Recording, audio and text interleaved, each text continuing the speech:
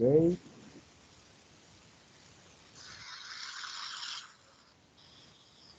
Ok.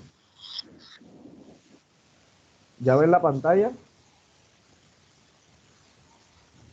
¿Mm?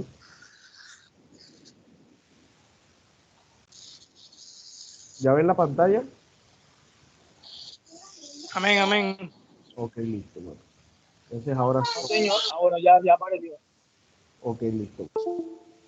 Entonces vamos a hablar hoy, seguimos con antropología bíblica y vamos a hablar acerca, continuamos con esta temática, el cual estamos dando desde ayer. Entonces, ayer hablamos acerca de las 10 cualidades sobre el cuerpo humano y vamos a hablar eh, acerca de la vida inmaterial, ¿ya? La escritura habla acerca de una vida inmaterial que está ligada a la personalidad del hombre y que esto deriva directamente del aliento creativo de Dios. Cuando Dios sopló sobre el hombre, o sea, el hombre era un muñeco de barro, era un muñeco usted de plastilina, o sea, nada. Pero cuando Dios depositó sobre él su aliento, ¿ya? Ese aliento, que es un aliento de gracia, acuérdense que la gracia es un regalo inmerecible. Entonces lo que hizo fue que se derivaban muchas cosas.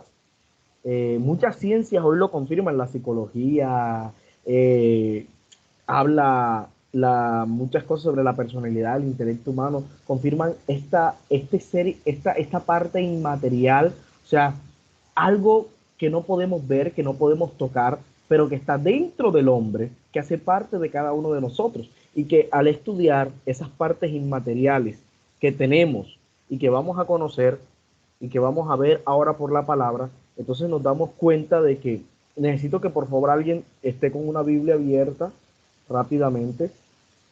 Eh, eh, el hecho de que esas cosas inmateriales o figurativas, voy a utilizar esta palabra porque algunas son figurativas, ¿verdad? Aportan algo a la personalidad humana y que están estrictamente relacionadas con con el soplo de Dios. Okay. Entonces tenemos de que existen estos elementos inmateriales, o sea, intangibles, no los podemos tocar, como por ejemplo la vida. ¿Qué es vivir? ¿Qué es la vida? ¿Cómo definíamos vivir? ¿Cómo se puede eh, explicar el hecho de vivir? ¿Ya? ¿Quién se recuerda en su vida intrauterina o cuando estaba en el vientre de su madre y ¡pum! Nació? Nadie. ¿Qué pasó en ese lapso? La vida es un hecho inmaterial inexplicable, ¿verdad? Inexplicable, pero que hace parte del aliento de Dios. ¿Por qué? Porque algo que estaba ahí, de pronto brotó, ¿verdad? A vida. ¿Qué es la vida? ¿Cómo podríamos definir nosotros la vida? No la podemos tocar, ¿verdad? Muchas veces nosotros decimos, bueno, cuando alguien se muere, ¿qué sale de él? ¿Por qué ella no vive? ¿Qué pasa? ¿De qué depende la vida? ¿Ya? Otro hecho inmaterial y que está ligado con todo esto es el alma. Todo y cada uno de nosotros tenemos un alma. Yo recuerdo una canción de Ale Campo que dice, ¿de qué color es tu alma? Nadie sabe cómo es, qué forma tiene el alma. No sabemos. Si en el alma hay brazo, hay pierna, no sabemos. No podemos decir cómo es el alma. No hay una descripción de cómo es el alma. La Biblia dice que nosotros resucitaremos en un cuerpo incorruptible, pero no sabemos nada más. Es un hecho inmaterial, intocable, intangible, pero que hace que recibimos cuando Dios sopló sobre el hombre. Otro aspecto importante es el espíritu, ¿ya? El espíritu, el aliento. El espíritu viene del griego reuma, ¿verdad? Perdón, del hebreo reuma y del griego neuma, ¿verdad? Que es el aliento, un soplo, ¿ya? Una persona cuando muere lo último que hace es expirar. Y ahí nosotros decimos que sale el espíritu. Pero ¿qué es eso? Que no podemos ver, que no podemos tocar, que no podemos medir, ¿ya? Pero que hace parte del hombre. Otra cosa importante es la mente. ¿Dónde está la mente? No hay mente. ¿Dónde está? ¿En qué espacio del cuerpo usted me dice aquí está la mente? No. Si usted me dice dónde está la mente, todo el mundo la asocia a la cabeza. Pero científicamente que se haya comprobado de que la mente existe ahí, no, no, ya no sabemos. Son cosas inmateriales que hacen parte, que fueron dadas por Dios. El corazón, usado metafóricamente, no estoy hablando del corazón de carne. ¿Cuál es la función del corazón de carne? La bomba cardíaca, expulsar la sangre y regala por todo el cuerpo. Esa es la función, no tiene más nada. Pero hay un corazón intangible que cuando te entristecen, tú sientes un dolor aquí. Incluso hay un síndrome que se llama síndrome de corazón roto. La profunda tristeza tiende a romper las cuerdas tendinosas del corazón de carne. ¿Cómo se explica que algo intangible como la tristeza o las emociones afecten algo físico? Y la Biblia dice que nos ha dado corazón. Mire, desde el punto de vista figurativo. Ahora, esto también es importante. Las fuerzas, ¿ya? Podemos decir como las ganas de hacer o las cosas o lo que nos impulsa a hacerlas. Que hay momentos en tu vida de que tú te dices, no, no tengo ganas, como me pasó a mí esta semana con un examen de forense que no quería ni estudiar. Me sentía 2 semanas sentado y nada, y yo no sé qué me pasaba. Y aunque me obligaba el cuerpo, todo se bloqueaba.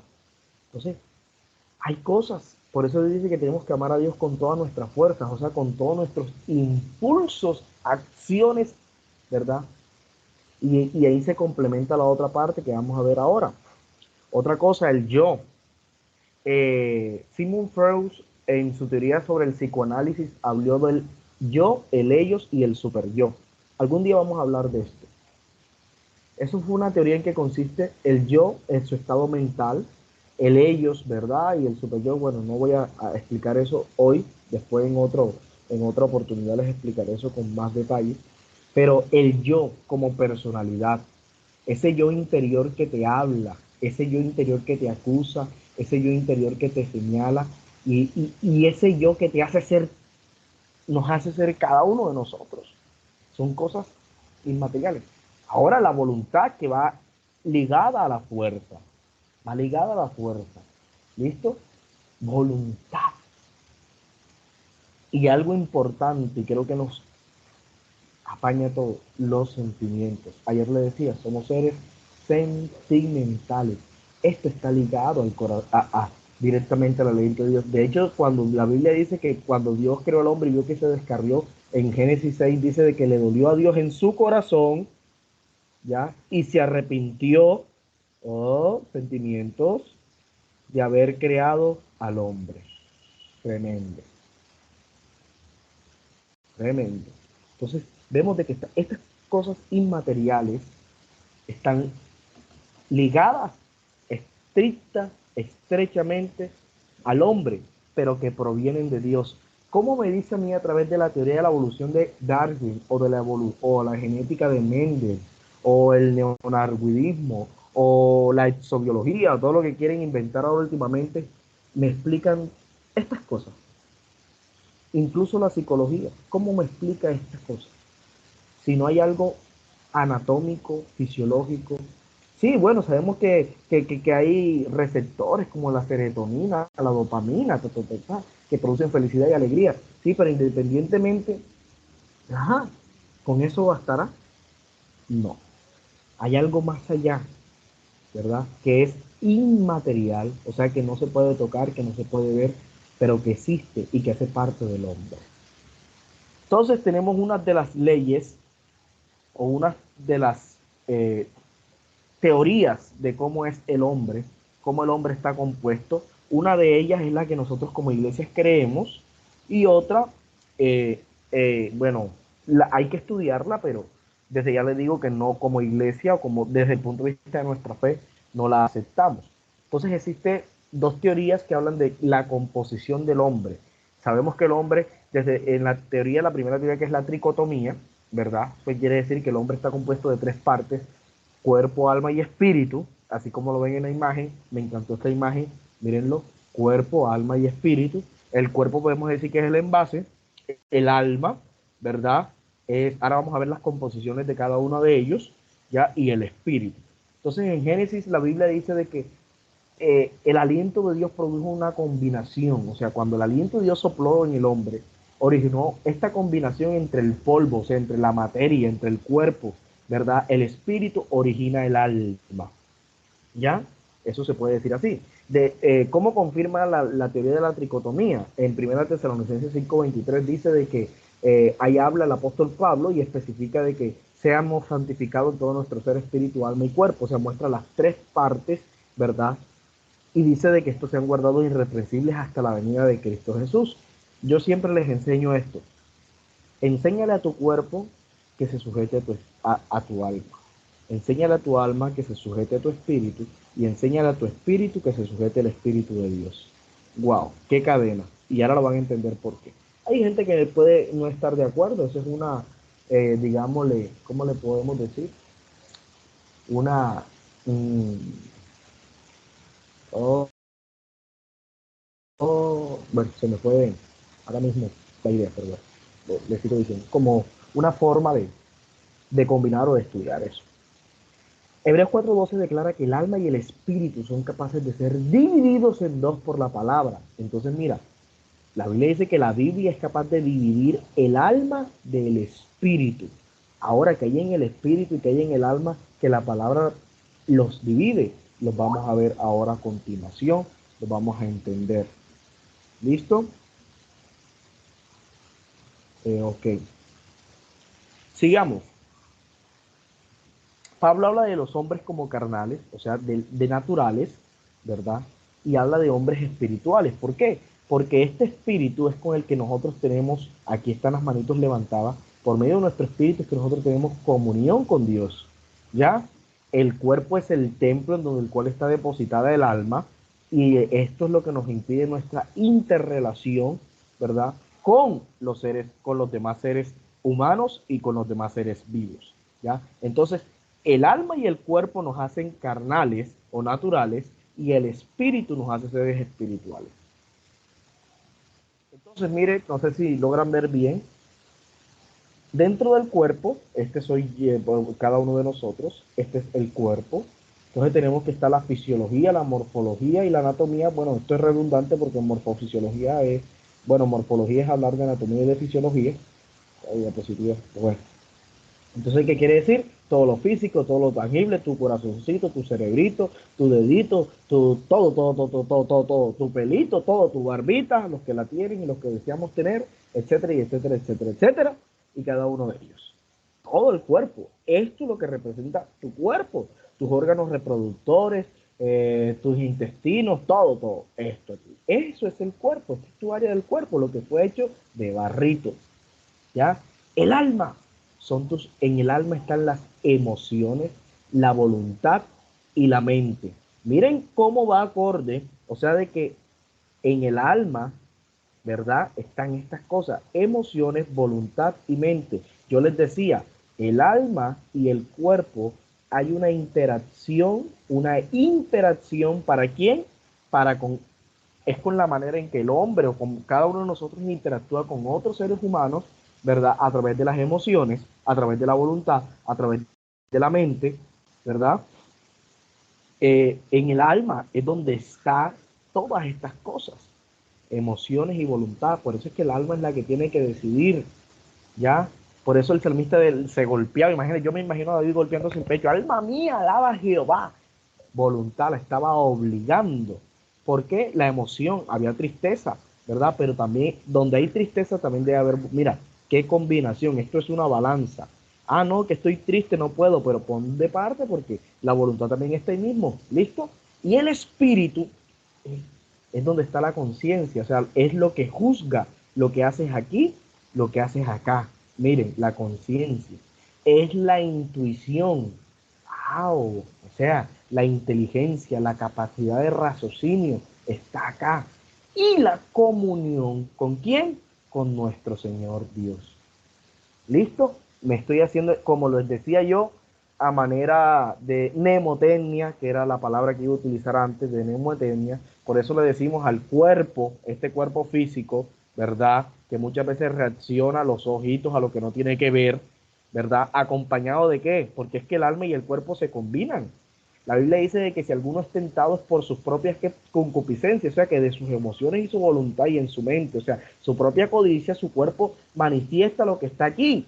Entonces muchas veces esto, el alma, porque, ¿por qué? Porque somos más emocionalistas, porque esto y esto y esto y esto. Entonces, la oración básica en la mnemotecnia sería: cuerpo, sujétate al alma, pero ojo, alma, sujétate al espíritu. ¿Por qué? Porque en el espíritu está la conciencia, y la conciencia todo lo juzga, lo analiza. Te dice, ojo con eso. Y en el espíritu está la comunión con el Espíritu Santo de Dios. Entonces el espíritu este está sujeto al Espíritu Santo y te dice, ojo con lo que estás haciendo, alma, por ahí no es. Y el alma dice al cuerpo, no mires para allá. No te mueves, no muevas los ojitos, no mires la mujer del prójimo, porque después perdemos la comunión. ¿Listo? Entonces esto es la ley de la triconomía, a grosso modo. Listo, vamos con otra, que es la ley de la dicotomía. La ley de la tricotomía, si la triconomía es tres, o sea, tripartito, alma, cuerpo, alma y espíritu, la dicotomía lo que habla es que el hombre es un cuerpo, ¿ya? Y que algunos tienen alma y otros tienen espíritu, pero que estos dos no están juntos. O tienes alma o tienes espíritu. ¿Me logran entender? Pero no puede estar ninguno de los dos. O sea, tienen que tener alguno de estos dos. ¿Me estoy haciendo entender? Yuhu. Amén, amén. ¿Sí me entienden? O sea que si hay alma, no hay espíritu.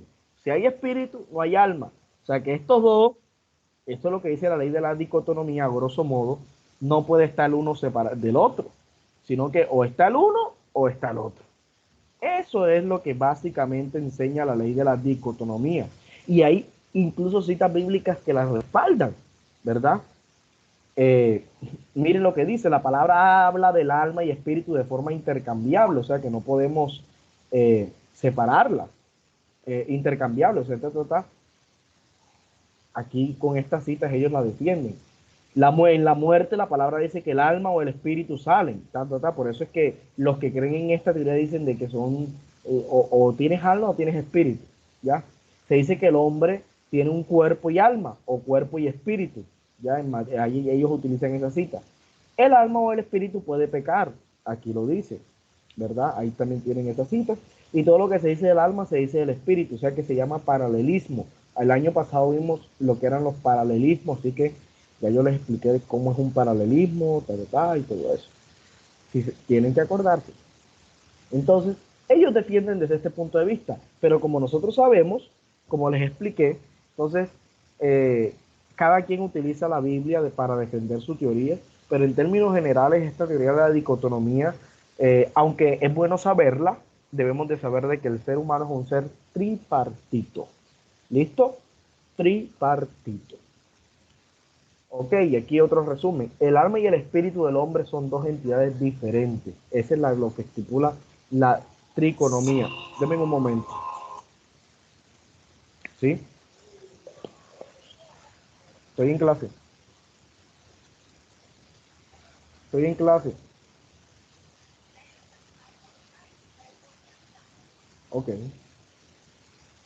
Entonces, hablamos de esto de la triconomía, ¿verdad? Que el alma y el espíritu del hombre son entidades diferentes.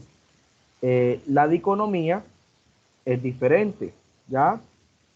Habla acerca de qué, de que el alma y el espíritu son paralelos, o sea que son totalmente, o es uno o es lo otro, ya lo que les acabé de comentar. ¿Listo? Bueno, ¿alguna pregunta?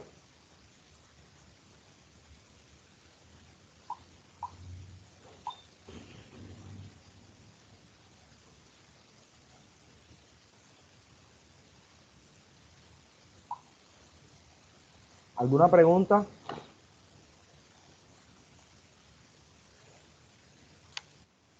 No, hasta el momento yo he entendido. ¿Todo está clarito? ¿Lo entendieron? Bueno. Ahí en los documentos ustedes lo entienden un poquito mejor. Denme un momentico, ya regreso. Un segundo, por favor. Ya, bueno, sigamos. Entonces,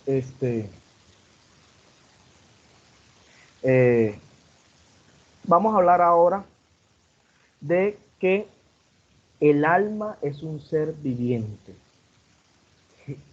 ¿verdad? Entonces el alma es un ser, el hombre, perdón, fue un ser viviente, listo, porque le fue dada alma. Entonces el hombre es una unidad, es lo que hemos estado hablando, compuesto de tres aspectos, porque nos estamos direccionando bajo la teoría de la triconomía. Pero existen unas escuelas de pensamiento teológico, ¿ya? No me vayan a preguntar tanta locura, hermano, porque ni ellos mismos se ponen de acuerdo y les voy a ayudar a poner a decir cuál creo yo, cuál no creo. Esto simplemente ténganlo como conocimiento general, porque como lo que les enseñé el semestre pasado, hay gente que se obsesiona con las cosas y con, hermano, hay cosas que no tienen explicación. Estos son teoría, o sea que no están confirmadas. Una teoría es alguien pensó, lo justifica, pero no lo comprueba. Entonces, existen teorías de cómo se creó el alma, se creó el alma. Tenemos la teoría de la preexistencia, que son los que creen el hinduismo, los teosofismos, el rosacrucismo y otras religiones ocultas, ¿verdad? Y esta teoría no tiene apoyo, es la única de las tres que vamos a ver que no tiene apoyo de las escrituras. ¿Qué dicen ellos? De que tú te mueres hoy, ¿verdad? Y que resucitas en unos años o mañana, no sé, siendo una mariposa. O sea que hay transmigración del alma. Eso es lo que ellos dicen, ¿verdad? De que o que como puedes nacer como humano o como puedes nacer como animal. Me estoy haciendo entender, esa es la teoría de la transmigración de las almas, lo que ellos le llaman la reencarnación, ¿ya? Que hay mucha gente que las almas reencarnan y todo esto. Entonces, eso es la teoría, una teoría que no ha sido comprobada, que no tiene, como es una teoría, no tiene fundamento bíblico primero y no está comprobada, solamente es una creencia, un dogma. Tenemos la teoría del traducionalismo, ¿verdad? Que es la que creen muchos de los conservadores teólogos, ¿verdad? ¿Y qué explica ella? De que como la raza humana fue creada en Adán y que a Adán se le dio tanto cuerpo como alma, ¿verdad? Entonces, todos, a partir de Adán, todos fuimos procreados por generación natural. ¿Qué quiere decir esto? Esta teoría acerca eh, del traducionismo, algunos teólogos como Strong, cita a teólogos como Tertuliano y otras cosas, en los cuales ellos dicen de que el día que Dios creó al hombre, a su imagen y a su semejanza, lo creó. O sea, que indica con claridad de que Dios no crea almas, ¿cómo es que se llama? Constantemente, sino que hay unas, del alma de Adán provienen todas las almas o toda el alma de los seres que hoy existen, ¿ya? Entonces por eso se llama traducionismo, o sea, hay como una replicación de alma. No sé si me estoy haciendo entender, ¿ya? Si alguno no El entiende. ADN de Adán se fue en todas las almas. Ajá, o sea, en Adán, a partir de Adán, todas las almas. Y eso explicaría por qué desde el pecado de Adán, por qué ciertas cosas que pasaron en Adán nos afectan a nosotros. ¿Ya? Porque existe un traducionismo. Eso es lo que creen ellos. Tenemos la teoría, bueno, aquí están todas las citas que ustedes pueden leer en su libro, todo lo que habla. Primero, no hay registro bíblico de la creación de un ser humano aparte de o después de que Dios descansó. Esa es una de las cosas de que están a favor de la teoría traduciana. Después de que Dios hizo al hombre, no habla por ninguna otra parte que dice que volvió a ser y sigue haciendo. Ninguna parte se ha comprobado eso.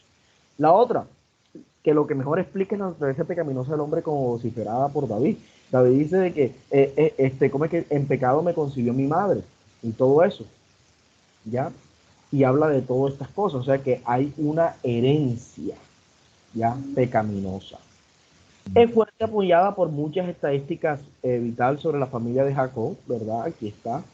En una declaración sobre el nacimiento de Seth se dice que Seth fue engendrado a semejanza de Adán. Entonces, si Seth fue engendrado a semejanza de Adán, significa de que del alma de Adán, ¿verdad? O sea, hubo una replicación, es lo que ellos dicen. Y esto explica la semejanza de personalidades entre hijo y padre. Cuando decimos, ese pelo salió igualito a su papá, míralo, los mismos gestos y todo, y duermen igual y todo, etcétera, etcétera, etcétera. Piensan hasta iguales y tienen los mismos, las mismas cosas les desagradan, las mismas cosas y todo. Suele pasar. Eso explica esta teoría. Y los traduccionistas afirman de que, ¿verdad?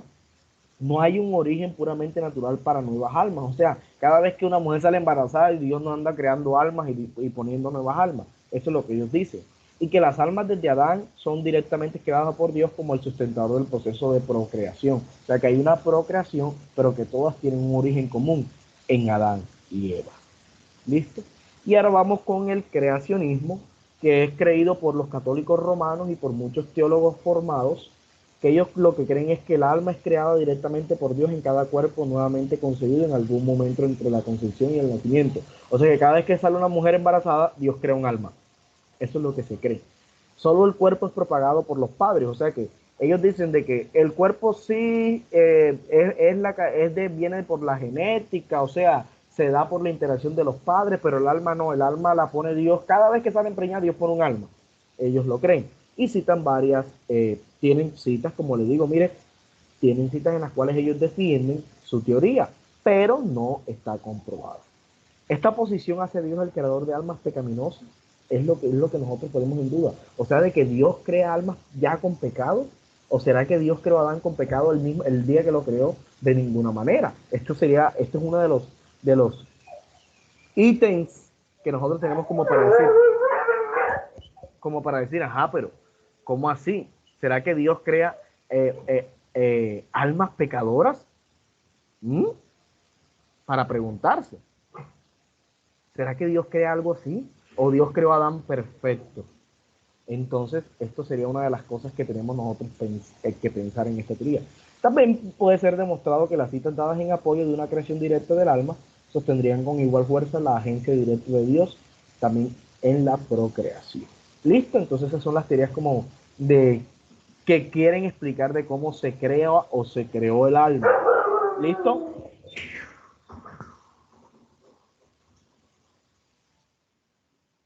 Vamos a hablar de los estados primitivos del hombre. ¿Cómo era el hombre en sus estados primitivos? Denme un segundo, que está él aquí encantado.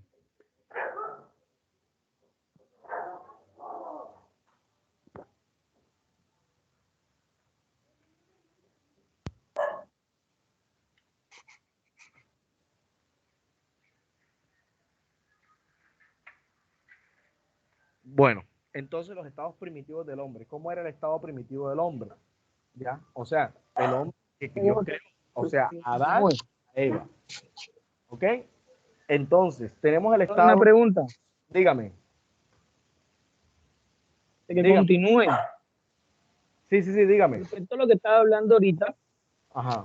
con respecto a lo que estaba hablando ahorita, ¿cuál sería de esas teorías la más acertada?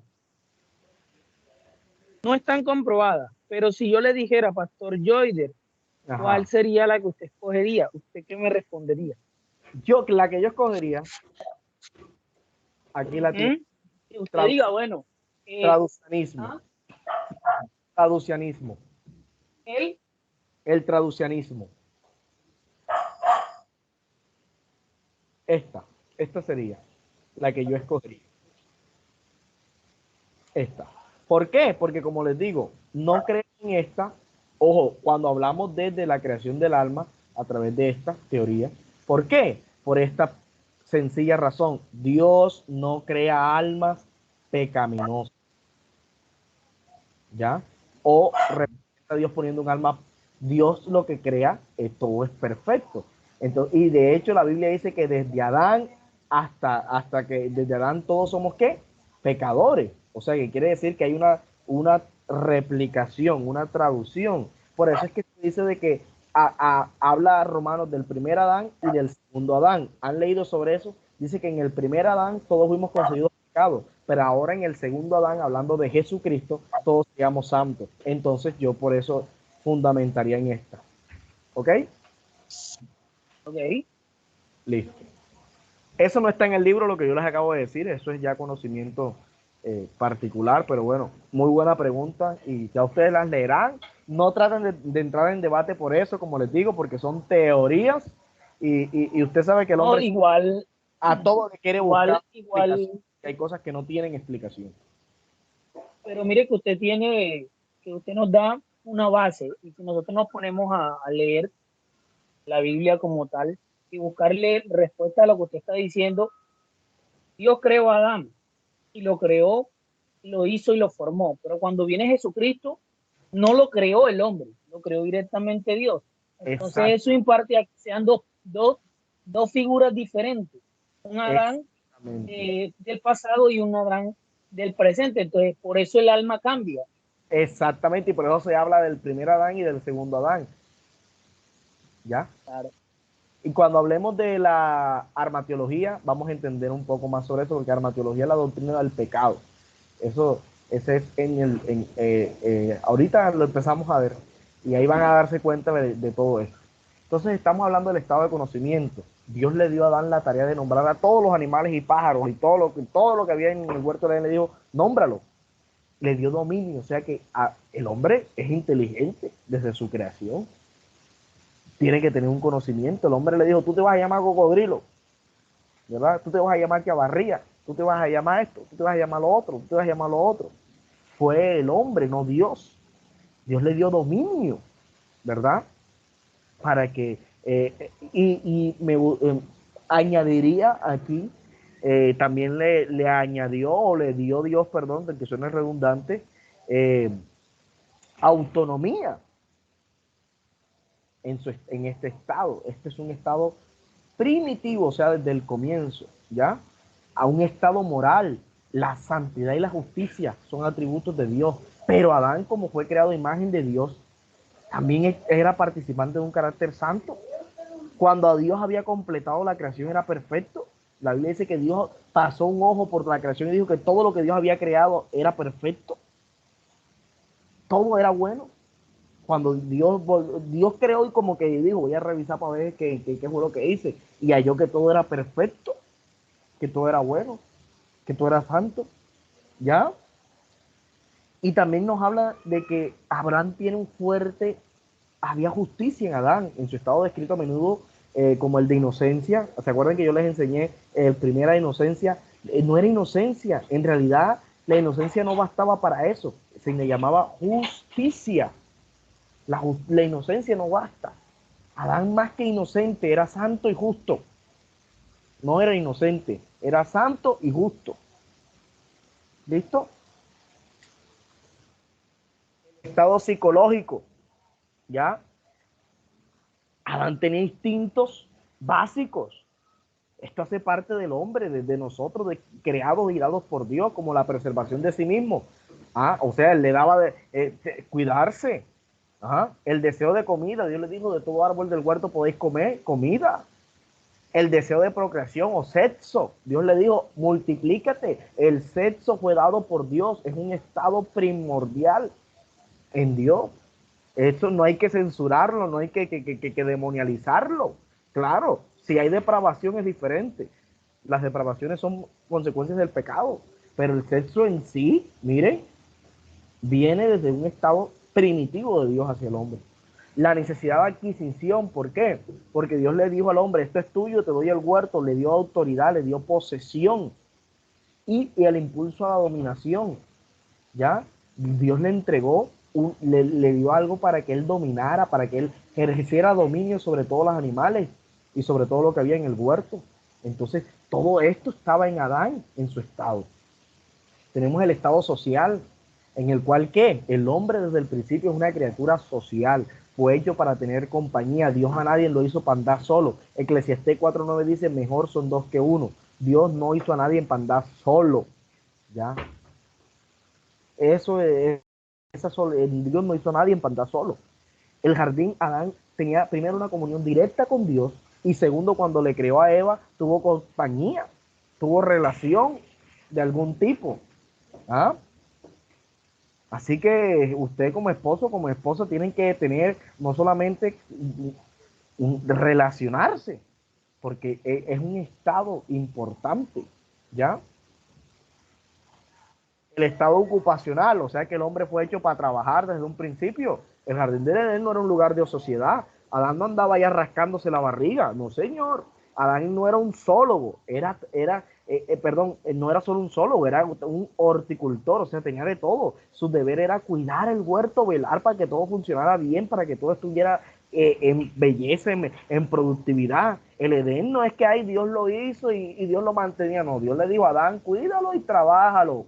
¿Ya? Adán no andaba ahí rascándose y mirando lejos, no señor. Claro que no se mataba en lo que hacía, ¿verdad? Pero sí tenía que poner un toque en su trabajo. Quizás los animales tenían algún problema y Adán tenía que resolverlo. Digo yo aquí. No, que el Éufrates se rajó y está inundando las tierras bajas y vino el elefante a ponerle queja a Adán porque se está inundando y se están ahogando. Tenía su trabajo. ¿Listo? Así que estos son estados importantes, por eso es que cuando Pablo dice, el que no trabaje, que no coma, porque desde un principio el hombre ha sido y fue diseñado para ser laborioso. Una cosa es la labor, la laboriosidad, ¿verdad? Y otra cosa es la esclavitud, en la que muchas veces nos ponen nuestros empleadores. El estado de esperanza de vida. Adán fue creado con un potencial de inmortalidad, o sea, el hombre fue hecho para no ver muerte. El hombre fue creado para no morir nunca, nunca. Por eso es que Dios le dijo, si comes del fruto del bien y del mal, el día de que él comieres, moriréis, le dijo a Eva, a la serpiente, cuando Dios no le dijo así, ¿verdad? Entonces, cuando Adán pecó, empezó el reinado de la muerte. Pero el hombre fue hecho bajo un potencial de inmortalidad, porque era imagen y semejanza de Dios. Por eso es que cuando la Biblia dice que Dios que nos ofrece vida eterna, o sea, Jesucristo nos está ofreciendo volver, ¿a qué? A nuestro estado original, a todos estos estados que estamos viendo. No sé si todos se irán a ocupar, no me pregunten, porque no sé, pero sí lo que la Biblia en los evangelios nos enseña es a un estado de esperanza de vida, o sea, la vida eterna, porque ese era el pensamiento y el diseño de Dios. Entonces, hablemos ya de la caída del hombre, ya vamos a terminar. ¿Qué hora es? Ya casi terminamos. Entonces, como ya ustedes saben, no voy a entrar mucho en esto porque ya se los enseñé el año pasado, pero la caída del hombre se produjo primero por una desobediencia. Pero tenemos que entender de que esto se dio, ¿verdad? El hombre se dio y aquí yo entonces tengo una escalera. Una escalera. Métanse una escalera, así dibújense una escalera en su mente.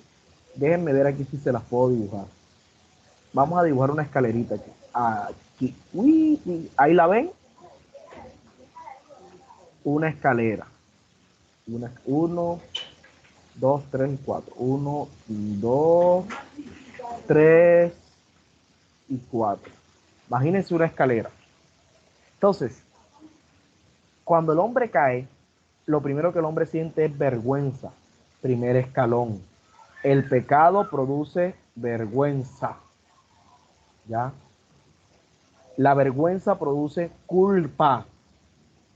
Culpa. Otra escalerita y va subiendo. La culpa produce alejamiento. Otra escalerita, otro escalón, alejamiento. Y el alejamiento produce muerte, que fue lo que pasó. Entonces, llevémoslo a nuestro contexto. Un hermanito de la iglesia, ¿verdad? Por X o Y razón, se lo pillan bebiendo, lo ven, siente vergüenza.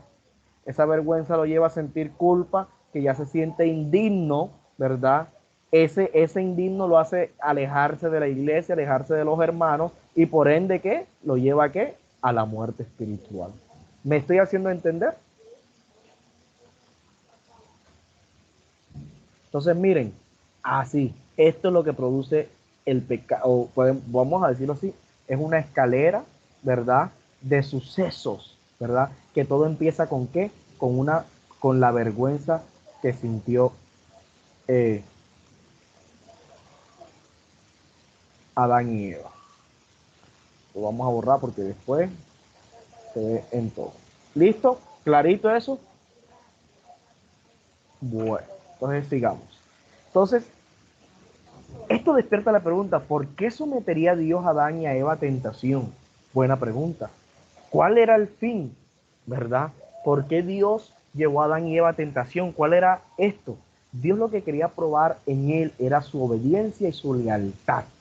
La prueba tenía dos partes, una parte positiva y una parte negativa. La positiva era de que Dios le estaba consistiendo de una provisión gloriosa, o sea, que Jesucristo en un futuro, el Jesucristo tenía que venir.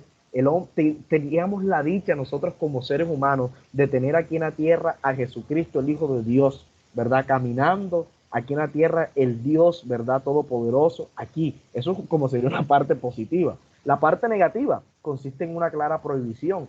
¿Qué? Dios les prohibió, ustedes desobedecen, la prohibición implica que es separación. Yo se lo expliqué el año pasado. El pecado produce separación entre Dios y los hombres. Entonces, esta separación era el precio de la prueba, pero también la prueba nos dio una provisión, y era que aunque existe una separación, Jesucristo aquí funge como un puente, ¿verdad? Que une, ¿verdad? Por eso es que la Biblia dice que el que tiene al Hijo, el que tiene al Padre tiene el Hijo. Bueno, el que tiene el Hijo tiene al Padre, ¿ya? Y esto es importante. El paraíso fue creado para eso, para un lugar de prueba. Las pruebas de nuestra vida, como cristianos, lo que pasa, a veces, muchas veces, ay, es que estoy pasando por pruebas, son para mirar nuestra obediencia y nuestra lealtad al Señor. Entonces, la tentación del hombre. ¿Quién era el agente tentador? Todos sabemos quién era, no era una culebra, ¿era quién? El mismo diablo.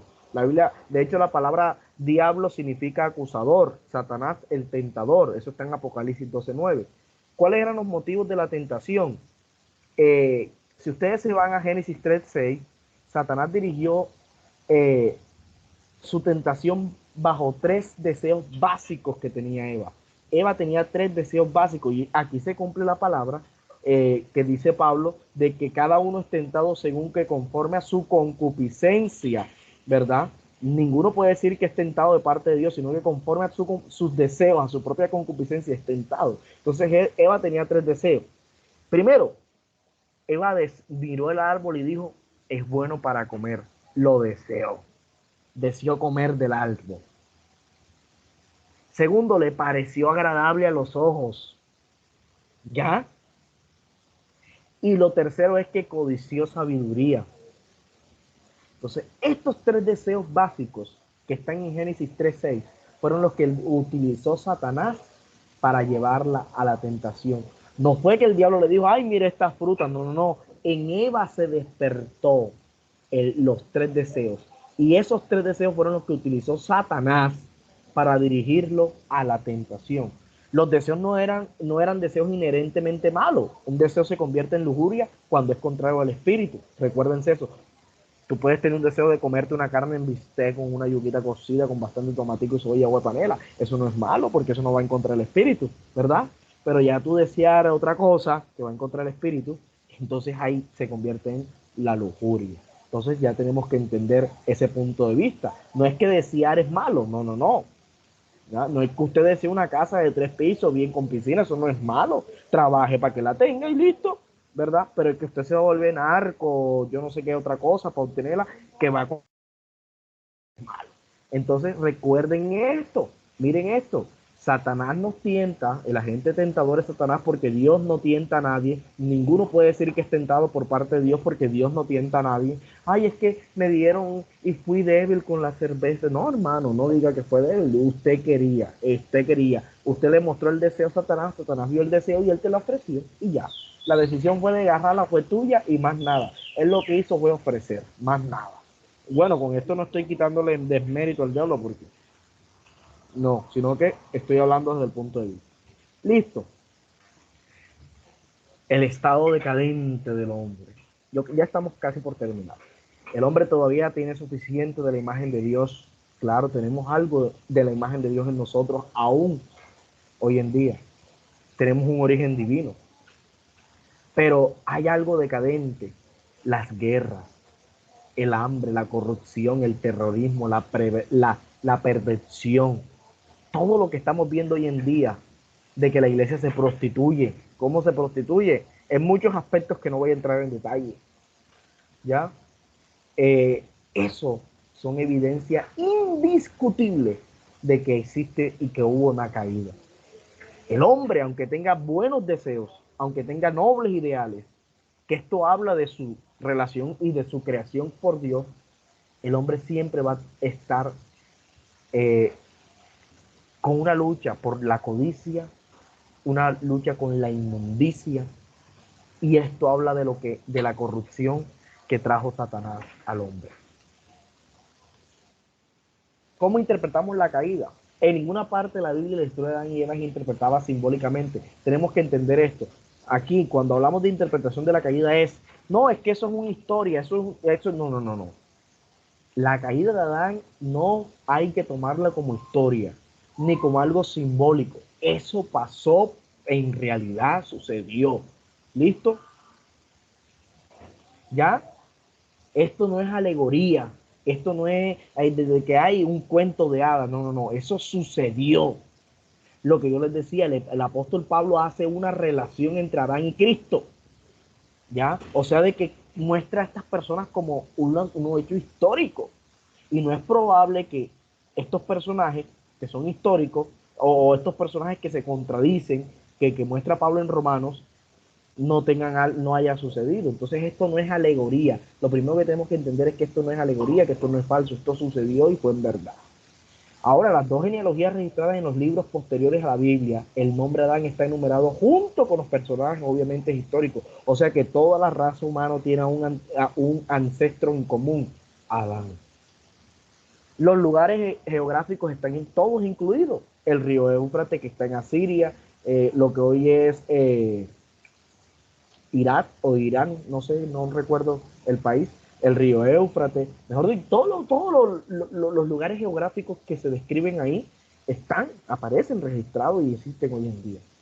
Y la condición de la caída del hombre es muy literal, algunos dicen que es muy literal, no. El estado del hombre no hace parte ni de un evento mítico, ni un evento misterioso, ni un evento cosmológico, no. Es un evento, un suceso real, comprobado, evidenciado, y que hoy vemos las consecuencias. Aquí están los resultados del juicio, de la caída. El juicio sobre la serpiente, ¿verdad? El juicio sobre la mujer, se aumentarán los dolores y la angustia de la luz. La sumisión a su esposo, ahora tendría que estar sumisa, ¿verdad?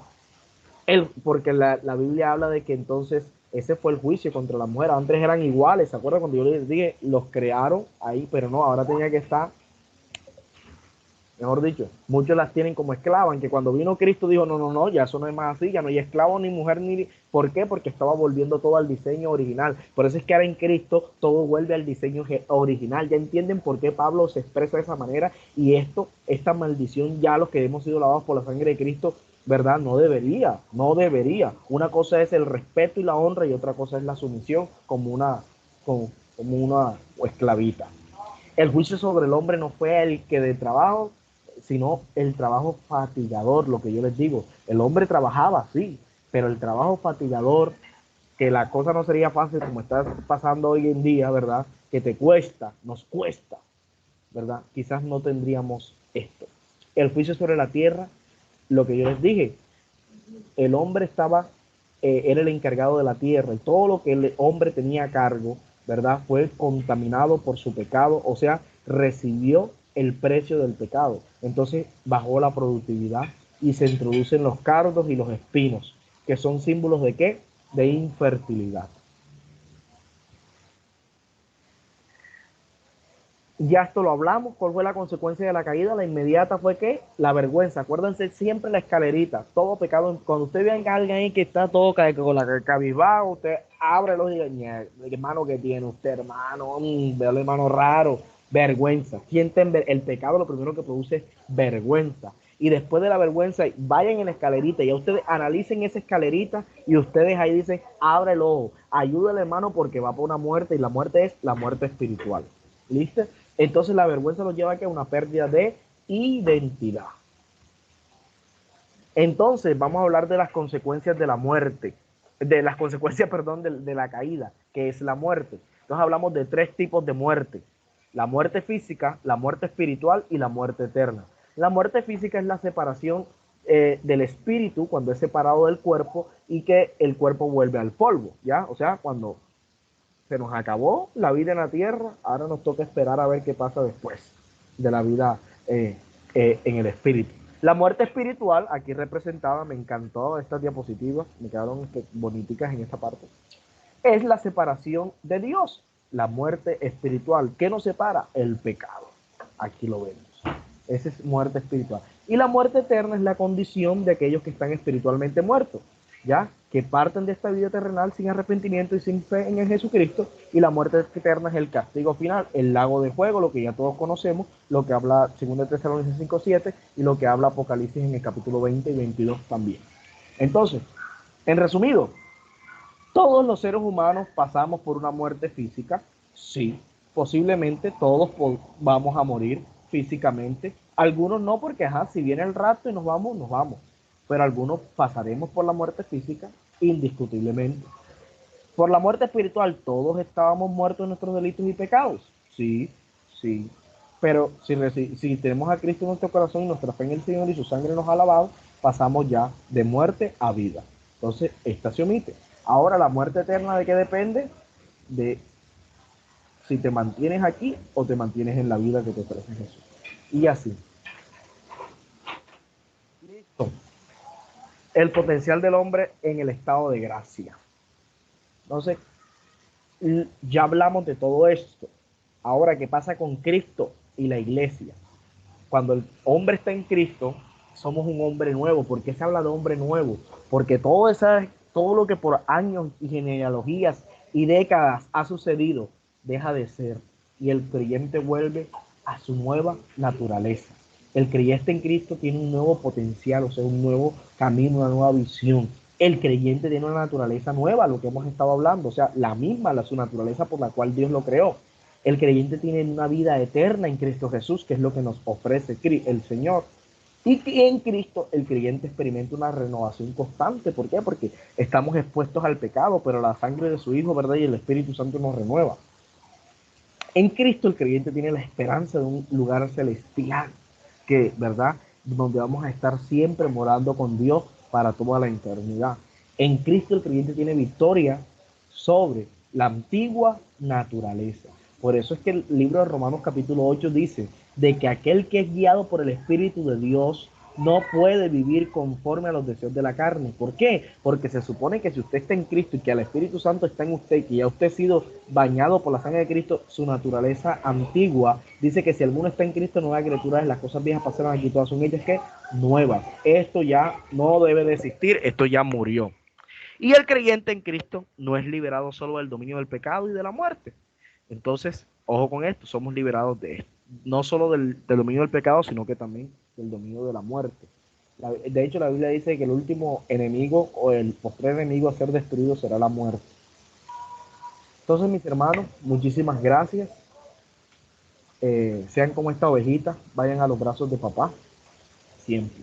No importa, conclusión de antropología, no importa el estado en el que estemos a causa del pecado, para eso vino el Hijo de Dios, para devolvernos a nuestra identidad, a, a nuestro hombre original que Dios pensó y que Dios desea. ¿Listo? Entonces, en resumidas cuentas, no estemos así como este señor, ¿verdad? Mirando a Dios al reojo y Dios tratando de acercarse a nosotros y nosotros indiferentes, no, sino que acerquémonos confiadamente al trono de la gracia, donde podemos hallar respuesta y el socorro oportuno. ¿Preguntas?